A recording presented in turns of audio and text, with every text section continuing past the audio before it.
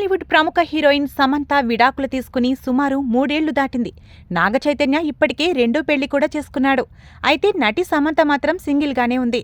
అయితే ఇప్పుడు శ్యామ్ కూడా ప్రేమలో పడిందని గుసగుసలు వినిపిస్తున్నాయి. బాలీవుడ్కు చెందిన ఓ ప్రముఖ దర్శకుడితో ఆమె లవ్లో ఉన్నట్లు తెలుస్తోంది. హిందీలో పలు సూపర్ హిట్ సినిమా, వెబ్ సిరీస్లకు దర్శకత్వం వహిస్తున్న దర్శకుడితో సమంత ప్రేమలో ఉందనే వార్తలు గతంలోనే వచ్చాయి. అయితే ఇటీవల సమంతకు వచ్చిన ఓ ఆడియో మెసేజ్తో మరోసారి దర్శకుడితో డేటింగ్ పుకార్లు షికార్లు చేస్తున్నాయి. సమంత ఇటీవల ఓ తమిళ యూట్యూబ్ ఛానల్కి ఇంటర్వ్యూ ఇచ్చింది. ఇంటర్వ్యూ మధ్యలో ఆమెకు వాట్సాప్లో ఓ మెసేజ్ వచ్చింది. అది కూడా ఆడియో సందేశమే. ఇంటర్వ్యూ మధ్యలో ఉన్నప్పటికీ సమంత ఆ ఆడియో మెసేజ్ ఓపెన్ చేసి విన్నది. అంతే, శ్యామ్ ముఖం ఆనందంతో సిగ్గు మొగ్గలేసింది.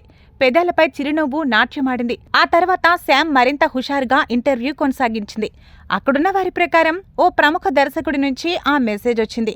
ఇంతకు అతను మరెవరో కాదు, Family Man web series fame Raj Nidimoru. Raj DK తెరకెక్కించిన ఫ్యామిలీ మ్యాన్ 2, సిటాడెల్ వెబ్ సిరీస్లలో శ్యామ్ నటించింది.